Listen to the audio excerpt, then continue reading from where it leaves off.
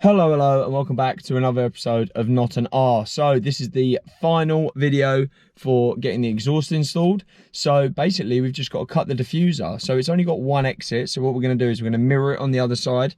And I bought a Ryobi rotary tool. So we're just going to chip away at it with that. And I've never actually used one before. So that's going to be a bit of a learning curve as well. So I'm just going to bring you along for the ride. Hope you enjoy the episode and let's get to it.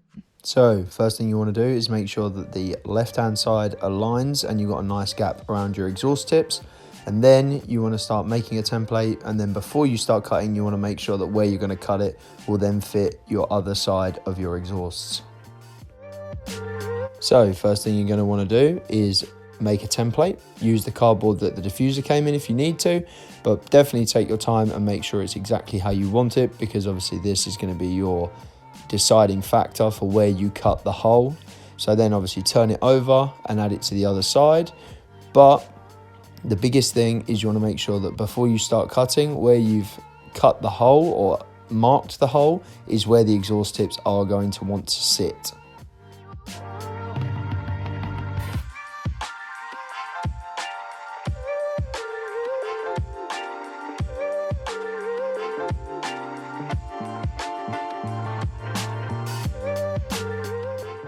Now this isn't completely necessary, but I did it. I just measured it out to make sure that the holes were basically going to be similar or symmetrical, because I'm assuming that the exhaust tips are designed to be symmetrical to the rear diffuser.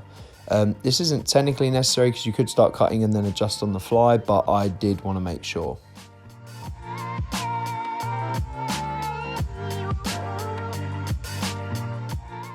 So with it marked where we think it's going to be, you just want to make sure that once you cut it, it's actually going to fit the exhaust tips, because obviously they may not be symmetrical. We're assuming that they are though. So just do a quick eyeball check to make sure before you start cutting.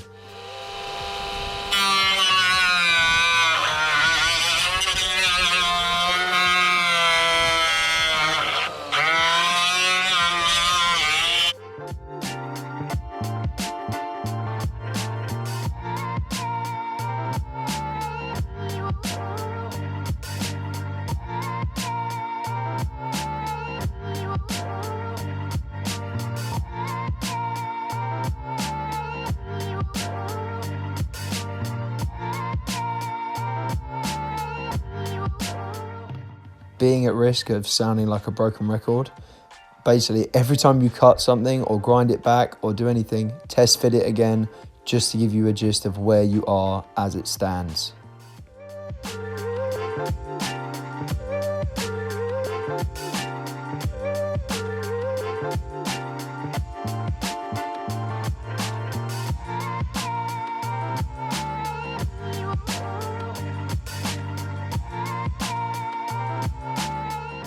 So I did the big part of my cutting using the cutting disc, but then I swapped it over to basically just a sanding roll, I guess, to grind it down to get a really nice shape to make sure that the both of them matched up.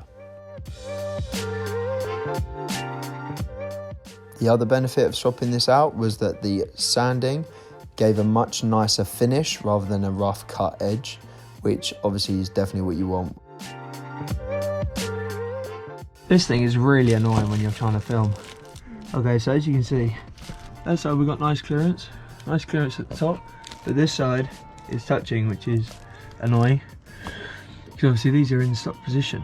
But what we'll do is this side is touching the whole way around, so we're going to get the top out a bit more, we're going to get the side out a bit more, and leave this side pretty much how it is, because it's the same as that side, and then we're going to lower it, the exhaust, to give us a nice bit of clearance on that side.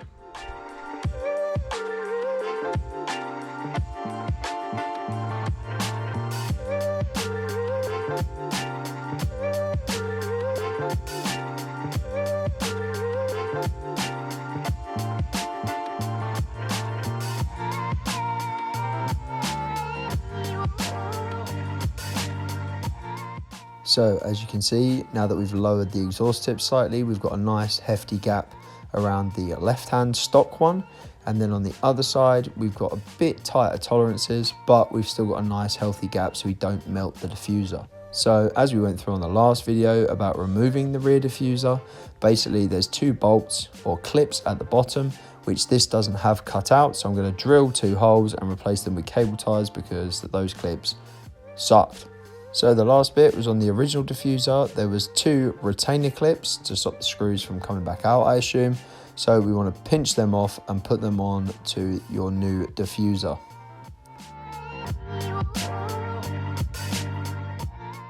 Obviously, as this is a Aliexpress special, there's no markings or holes. So you got to mark it out and drill it. So obviously you want to take care doing this, measure twice, cut once, because you don't want the hole to be too big, because basically this is going to be what's holding your rear diffuser on. To be honest, all I did was measure off of the stock diffuser and then obviously measure onto the new one, and then use the retainer clip, put it on where I thought it was supposed to go, and then drilled through to make a pilot hole, took it off, extended the hole to the size that it needed to be, and then put the clip back on to install it. And we just have one more test fit to make sure that all the bolt holes line up, and then we are good to go and install it.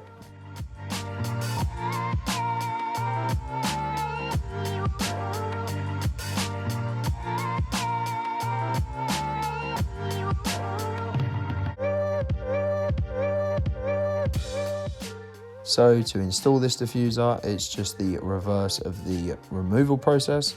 But for those of you that haven't watched the removal process video, basically you slot in the top, bolt each end, and then bolt in, well, you're supposed to bolt in the 2 middle sections, but I'm going to cable tie them because the clips that came out sucked. So as you can see, it does fit, but the fitment isn't ideal. It doesn't clip in completely perfectly, which is a bit annoying. But with the bolts in, it definitely did look not noticeable. So it's definitely something I can live with because it looks cool as hell.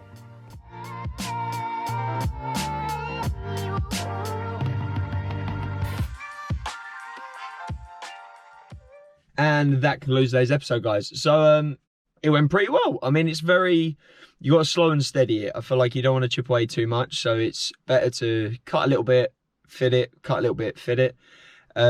But over and over and over. I mean, I must have fitted it ridiculous amounts of times. I'm not even sure I showed you all of them because it would have just got too tedious. But I hope you enjoyed the episode. I hope you learned something today, and you can do this on your car if you want to do quad exhaust on your Scirocco.